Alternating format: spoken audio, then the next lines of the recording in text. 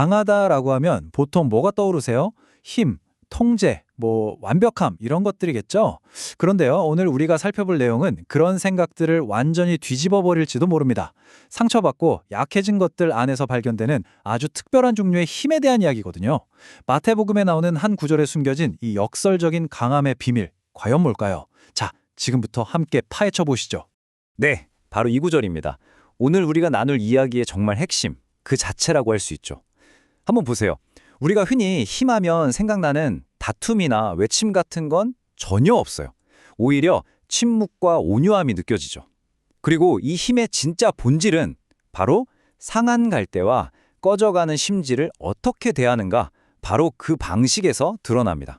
자, 그래서 첫 번째로 살펴볼 건 바로 다른 종류의 강함입니다.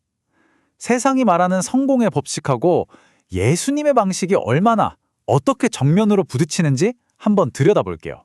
와, 이 표를 보시면 그 차이가 그냥 한눈에 딱 들어오죠. 왼쪽을 보세요. 세상의 방식. 강한 걸 찾고 완벽한 걸 세우고 좀 쓸모없다 싶으면 가차없이 버리잖아요. 그런데 예수님의 방식은요? 완전 정반대입니다. 상한 걸 꺾지 않고 꺼져가는 걸 끄지 않아요. 오히려 그걸 고치고 회복시킨다는 거죠. 이 차이 정말 인상 깊지 않나요? 자, 그럼 이제 첫 번째 핵심 비유죠. 상한 갈대. 대체 이게 무슨 뜻일까요? 이걸 한번 깊이 파고 들어가 볼게요. 이건 그냥 부러진 식물 이야기가 아니에요. 사실은 바로 우리 자신, 인간의 연약함에 대한 깊은 통찰을 담고 있습니다. 생각해보세요. 갈대라는 식물 자체가 원래 약하잖아요. 바람만 불어도 막 흔들리고요. 그러다 한번 상처 입어서 꺾여버리면 사실상 혼자 힘으로는 다시 일어서는 게 거의 불가능하죠. 바로 이 모습이 어쩌면 우리 삶의 어떤 순간들을 떠올리게 합니다. 그럼 이 상한 갈대가 구체적으로 누구를 말하는 걸까요? 여기 보시는 것처럼 마음이 완전히 상해버린 사람, 삶이 송두리째 무너져 내린 사람, 또 나 자신을 그냥 포기해버린 사람. 어쩌면 죄책감이나 실패의 기억 때문에 고통받는 우리 모두를 가리키는 말일 수도 있습니다. 바로 이 지점에서 세상과 예수님의 시선이 완전히 갈리는 겁니다. 세상은 이런 모습을 보고 딱 잘라 말하죠. 끝났네, 틀렸어 하고요. 하지만 이 구절이 우리에게 주는 메시지는 완전히 다릅니다.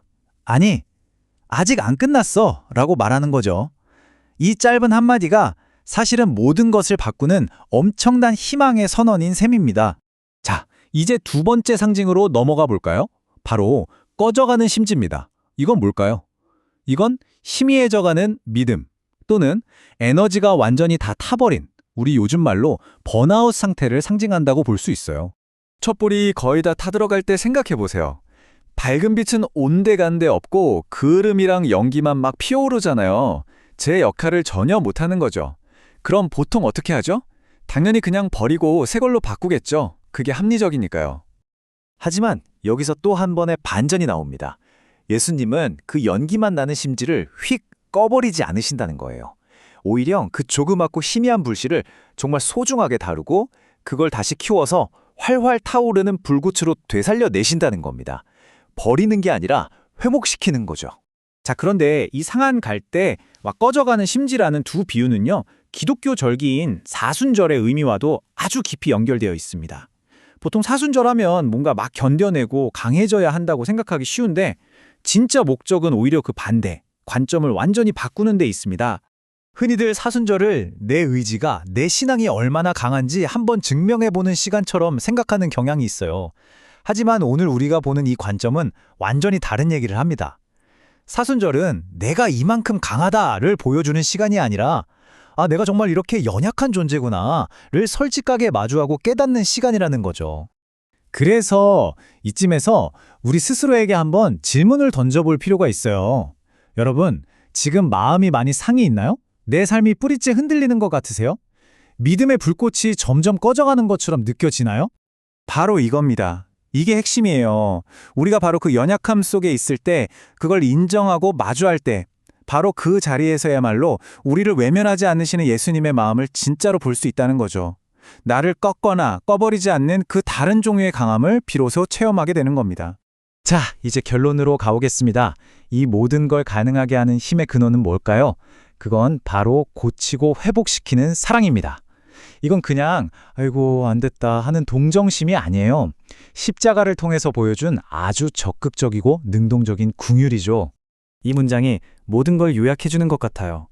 십자가는 강한 사람을 위한 게 아니라 상한 갈대를 위한 것이다. 그러니까 십자가는 완벽하고 잘난 사람들을 위한 상징이 아니라는 거예요. 오히려 상처받고 부서진 바로 그 상한 갈대들을 구원하기 위한 하나님의 사랑이라는 거죠. 그 회복의 과정은 이런 단계로 그려볼 수 있겠네요. 먼저 상한 갈대를 조심스럽게 붙들어 줍니다. 그리고 다시 설 수 있도록 힘을 주고 회복시켜요.